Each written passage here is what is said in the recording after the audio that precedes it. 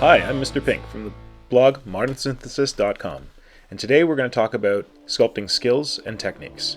So this is kind of like applying the first two lessons about tools and about putties all in one. So what we'll do here is that I'll kind of run through the various tools that I talked about in the first video and show you how they work with Greenstuff and the kind of things you can accomplish. So we're starting off with this, the Beal wax carver. I call it a spoon tool. It's got a curve down on one end and kind of like a pokey, very small knife blade on the other. So the good thing about the spoon end is that this is perfect for spreading around green stuff and smoothing it out. This is my go-to every time I put a blob of green stuff on something and I want to shape it. You can also use the curve very usefully to kind of like sculpt in these stamp in these curved structures into green stuff. For the knife tool, it's good for all kinds of pokey purposes. You can use it to kind of cut lines into green stuff, although we'll get into a better tool for that. Spoon tool is great for smoothing it, like this. Here you can see kind of like making sort of rib structures using the knife blade. Here you're combining it with the spoon tool to elevate things. And this is one of the really good things about it is how much you can like totally fade out green stuff using this tool, that you can kind of blend it to nothing to blend it in with something else, which is one of the ways I prefer to use the tool. So you can see all kinds of different shapes and patterns that you can accomplish using primarily the spoon, but also the pokey part. Next up, we got the knife tool, sometimes called the Games Workshop sculpting tool, though I think they've switched up their tools since I started making these videos. So yeah, it's mostly just a knife blade, but it's really good for getting straight lines, for cutting in different like serrations or doing armor plates, sharp edges. I use this a lot for cutting out Tyranid armor plates and shaping it. You can see a little bit of it happening there. Yeah, very useful tool for like things that need to be kind of armory and symmetrical and straight. Oh, you can also get flat surfaces very easily with this by putting a lot of lubricant on it and then just kind of smoothing out the surface with the flat edge of the blade. Just gotta make sure you don't catch the edge like I did there. Yeah, and this is just like the spoon tool. This is another way to smooth out your green stuff. Right here I'm showing how you can kind of like start an armor plate. I'm going to do a different video on sculpting armor plates specifically, but again, because it's got a straight edge, you can cut things in and then you can use the flat straight edge of the knife to kind of flatten out the edges. You can see I kind of did that there. And then the flat side of the blade to flatten it on top. So it's very good for sculpting armor plating and any kind of armor. That's what I primarily use this tool for. And yeah, it's good to like get rid of, I guess, fingerprints as well when you're smoothing it out. You can even use the back of it to kind of like stamp in flat, straight lines. And then here I'm kind of like digging in underneath and elevating the armor plate so that you can give the illusion that the next armor plate you sculpt kind of like fits in underneath the previous one. Yeah, here I'm just messing around, showing you the kind of things you can accomplish. You can use the pokey end to get some pokey effects there. Oh yeah, and you can even use the knife blade to kind of smooth out. All right, what's next? Yes! Silicone shaper, paintbrush for green stuff. Buy a million of them. They're amazing. This was introduced to me kind of late in the game and it changed my life. Like I said with the spoon tool, for blending in green stuff into a model, this is even better than the spoon tool because it doesn't give you any like hard edges because it's a soft silicone tool. And you can create so many kind of weird organic shapes with it, or you can just use it to smooth out your green stuff. You can use the end of it to kind of poke in these divots. That can be very useful if you're sculpting something like Tyranids or that weird homunculus Dark Eldar. And then you can use it to kind of erase your mistakes because it's so good at just kind of like rubbing around the green stuff, spreading it around.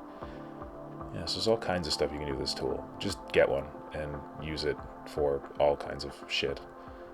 I can't recommend it enough. Here you can see very much how I'm painting the green stuff with it. This is sped up, but it's so useful.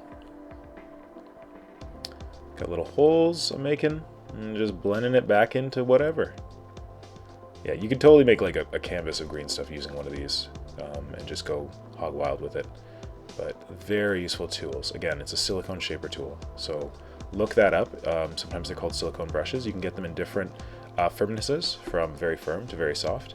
I like the softer ones, and then you can get them in a whole bunch of different shapes. So here we're going to see some smaller ones in bunch shapes. So this is a cone tool, kind of like the last one I was using, except for it's more tapered at the end, less round.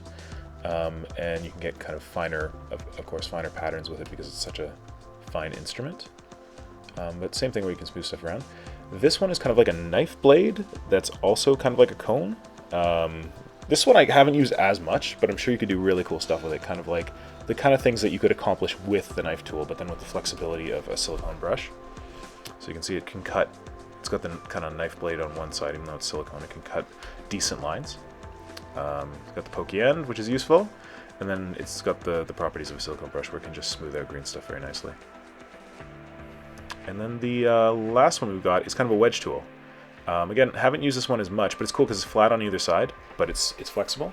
So you can use it, again, for smoothing of the green stuff. You can use the line on the end to kind of like cut lines. Here I'm just kind of like using it like a spatula, I guess, or like a, I don't know, what is that, a trowel? But you can see that because it's flat on either side, it's giving you some interesting lines in there. But yeah, mostly useful for smoothing stuff, for cutting lines. Yeah, I'm going back with the cone tool to smooth this out even more. Kind of eliminate all the lines I just put in there. This is really the draw of the silicone brushes, smoothing green stuff.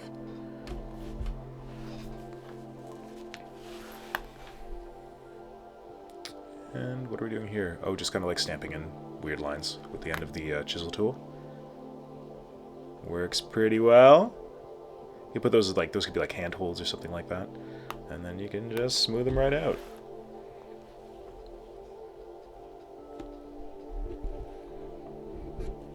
Alright, that's enough, Mr. Pink. Stop playing with those ridiculous silicone brushes. We know you love them. Let's move on.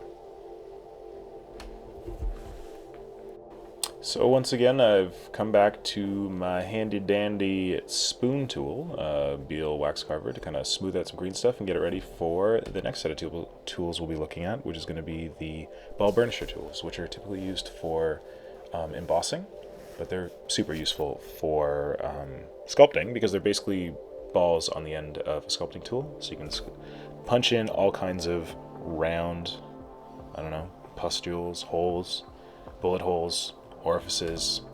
So you can see there's a bunch of different size balls on these tools. There we got a big one, so we're going to start off with the big one and just kind of show you what you can accomplish with this stuff. So here we're stamping some big balls. Hey, that looks remotely nurgly. This could be great for nurgle people. And then you can use a smaller ball to kind of like sculpt these, punch these in further, and you got a neat kind of pattern there. And then it's not just stamping, you can also use these to kind of like sculpt in valleys into the green stuff. So these, I used these a lot for sculpting kind of like between Tyranid ribs, I believe. And then if you kind of press them, like you kind of stamp them more instead of just like dragging them across with your lubricant, you can see you get those individual indentations, and that can kind of look like flesh that's stretching, which is kind of useful. And then you can smooth the higher areas, which I've done there. Here we're going back with a smaller one, I believe. Yep, just getting some, oh, I lubricated with water there. I'm not really sure why I was using water instead of cream. And then smaller still, going to poke even further in.